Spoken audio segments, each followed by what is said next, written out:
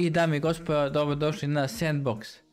Sandbox nije samo mjesto gdje možete izraziti svoju kreativnost i graditi virtualne svetove, već je mjesto gdje možete zaraditi Sand tokene. Sand tokeni su kriptovaluta koju možete zaraditi igranjem igara i učestvovanjem u drugim aktivnostima preko Sandboxa. Ovi tokeni mogu se koristiti za kupovinu virtualnih dobara unutar Sandboxa kao što su na primjer NFT-ovi, itemi, avatari i slično. Možete također trgovati sa njima i prodavati ih na berzama. Osim toga, ako imate dovoljno Sand tokena, možete postati vlasnik virtualnog zemljišta i zarađivati na iznajmljivanju vašeg zemljišta drugim igračima. U ovom videu pokazat ćemo vam kako možete zaraditi Sand tokene, koji su to najbolji načini. Tako da ukoliko niste prijavljeni na kanal, stisnite subscribe, stisnite like, podržite ovaj video i da krenemo. Kada otvorimo Sandbox sajt, to ovako izgleda. Za sve koji su novi u Sandboxu, ukratko koncept Sandboxa, znači preko Sandboxa se igraju igre. To je cijela poenta. Ukoliko ste ljubitelji igara, potrebno dodajete na ovaj Sandbox da se registrujete. Ja ću vam u opisu videoklipa ostaviti link. Znači preko linka se registrujete, spojite vaš MetaMask, instalirate Sandbox za Windows ili za Mac i možete igrati i zarađivati. Kripto igre nisu kao igre koje ste pre imali, igram neku igru i izgubio sam cijel dan, ne. Ovdje igrate igru, sigurno ćete nešto dobiti ako ste baš uporni, ako odigrate sve ove događaje. Ja se kladim da morate bar nešto da dobijete. Svakog mjeseca Sandbox objavljuje nove mape, nove misije koje vi možete odigrati. Uvijek ima neke sponzore, neku saradnju. To je za nas igrače dobro. Imate ovdje sad, imate klasične događaje, imate privilegovane događaje samo za landowners, imate privilegovane za avatare. Ukoliko imate taj land, ako imate virtualno zemljište, onda imate dodatnu privilegiju da osvojite neke nove nagrade ili ako imate avatar. Ovo su sigurne nagrade, to 100% osvajate. Ove druge ako vas izvuku. Ali pošto ima dosta toga u opticuju, vjerovatno ćete dobiti nešto i od toga. E sad, taj land, ovdje je taj njihov univerzum, vidite. Ovo je ta njihova mapa i ovo su svi landovi koji postoje u tom Sandboxu. Ovo sa sličicama su uglavnom kupljeni ti landovi. Ovo što nema ništa, da to neko nije stavio, uglavnom recimo ovaj deo nije prodat, ovaj deo nije prodat, to će možda da bude u nekom narednom periodu, ali sve ovo, vidite kolika je ta mapa, sve ovo je prodat, to još u ranoj fazi. I ako niste kupili land, sad možete to kupiti za 1 Ethereum, 2 Ethereuma, 3 Ethereuma, nisu baš jeftini, sve to možete raditi preko OpenSea. A možete osvojiti neki land, kao što sam napomenuo, ovdje možete osvojiti ako igrate ove događaje, možete osvojiti na nekom izvlačenju koje će biti u narednom periodu. I imate ovdje avatare, možete kupiti neki avatar, recimo ja sam kupio ovaj Gordon Ramsay, možete, ovdje imate listu tih avatara, isto imate, te avatare se kreću od $20-30 pa do $1200 i više. Ovo recimo što sam ja kupio, ja sam ga kupio po nekoj promo cijeni, ali ono sad košta oko $30-40, nešto sitno. Te avatare ne morate da kupujete, znači nisu bitni. Bitni su samo ako igrate ove recimo ekskluzive, samo za avatar, ownerse i samo za land owner, onda vam je bitno. Uglavnom sve ove druge morate igrati bez tih dodatnih stvari. I recimo taj April Festival, znači to je festival za ovaj mjesec, za april.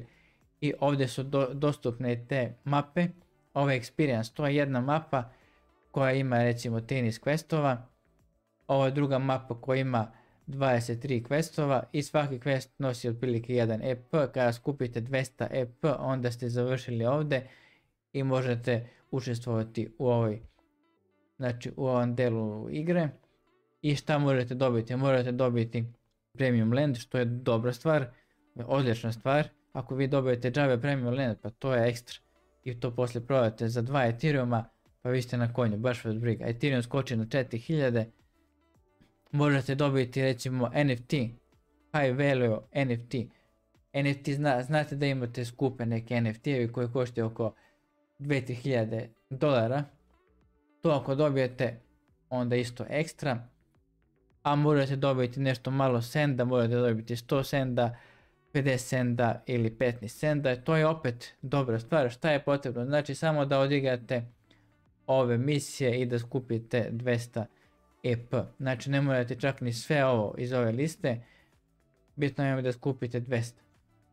Znači niko vas ne treba da igrate 100% da pređete bukvalno sve, nego ono koliko vas igra, toliko bitno da skupite ovi 200 poena.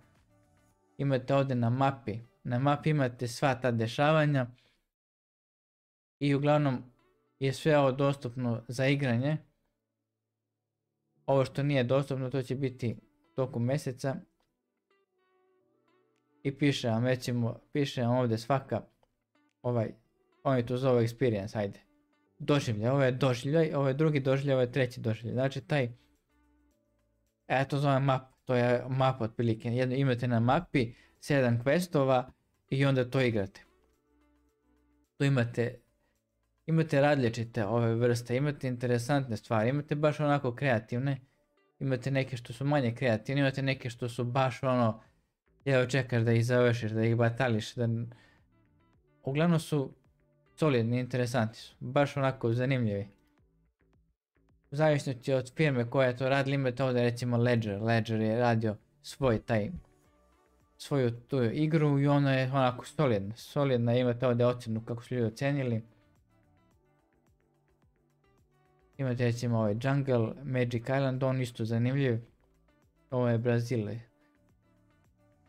Tako da velike firme su sklopile saradnju sa Sandboxom i angažovali su developere da im odrade svoje te experience i oni tako reklamiraju svoje proizvode, nešto vam malo podele. I to je cijel princip.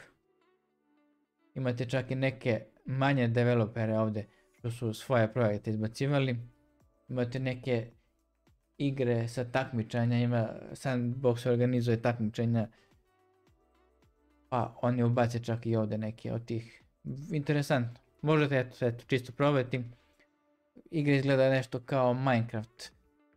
Mada nije baš kao modernije, baš je onako 3D Minecraft. Bukvalno je mnogo lepše nego Minecraft, ali ja sam tako da ga nekako uporedim. Neću sad pokazivati gameplay. To ćete vi sami vidjeti. Evo recimo za ovaj Apple Festival za Land Owner, ukoliko imate taj Land, onda imate privilegiju ako pređete sve ove 200, znači ako pređete ukupno 200, automatski dobijate od 150.000 centa, vi dobijate nešto. U zavisnosti koliko ima Land Owners, pa se to, koji su prešli ovo, pa se to deli. Ovdje recimo za avatar, ukoliko imate taj premium avatar, a recimo ovog zeca ili ovog medu, onda isto 150k, pa se to deli. I to što se deli recimo na avatare, tu možete očekivati nešto sitno da dobijate, jer ima mnogo ljudi koji imaju te avatare, možete to čak i da se računate, ali oko 10-20 centa možda dobijete. Ovdje na Land Owners tu možda dobijete više. Ja sam recimo ovdje kod mene prošlog mjeseca igrao, a pošto ja imam taj land koji sam dobio, imam ovdje recimo na claims. Ovdje vam se pokazuje šta imate od vaših šta ste vi dobijali. I ja sam recimo za februar dobio 151 cent. I mislim da je to, eto, Land Owner, Avatar and Land Owner, znači to je to što, ako imate land pa možete dobiti malo više. A što sam dobio od drugih stvari, pa evo recimo dobio sam ovdje neke iteme za igrača, dobio sam neke štitove, ramena, šlem, rukavice, čizme, naočare, dobio sam ove cipelice, tako neke cool stvari koje također mogu da se prodaju. Mogu da se prodaju na OpenSea, uglavnom nisu nešto skupi. Da sam dobio nekog avatara premium, mogu bi da ga prodam za velike pare. Ovo je sve to sitno. Tako da imate u vidu da neki itemi su na Ethereum, a neki su na Polygon mreži. Oni što su na Ethereum, tu mora platiti fee. Kad vi dobijete ovdje u Climb, znači sve što dobijete u Climb. I ovaj Send i ove NFT-eve, sve dobijete tu. Kad idete ovdje na Climb, recimo ovaj Send je na Polygon mreži i tu skoro da ništa ne platite. Ali ako je na Ethereum, onda platite jedno 8 do 10 dolara. Tako da imajte u vidu. Imate još ovih događaja, ovo sam prešao sve. Ovdje isto morate osvojiti. Znači ovdje nemate uslova, ovdje osvojite 100 senda, možete osvojiti tiket za land i NFT. Ima ovdje zanimljivih stvari, neću sada prelazim sve, ovdje imate Boys Planet. Boys Planet je isto, ovdje sam isto sve prešao, ovdje dobijate memorabilia. Šta je memorabilia? To je neki kao badge ovdje, koji ne može da se proda, znači nije NFT. Pa da vidimo gdje je to. Inventory. Nije inventory. Evo ga, to je taj badge. I kada skupite, što više tih badge-eva skupite, imate veće šanse da učestvujete u nekom izvlačenju. To vam je kao lottery tiketi za loto i tako slično. Ja sam sa tim badge-evima imao sam dosta. I zato sam dobio onaj premium land, dobio sam ga po nekoj premium cijeni. A ovi inače memorabilia, ovi badge-evi se dobijaju s vremena na vreme kad imate neke sezonske događaje, recimo Nova godina, Uskrs, Božić, šta već. Ili neki muzički festival, nešto tako slično,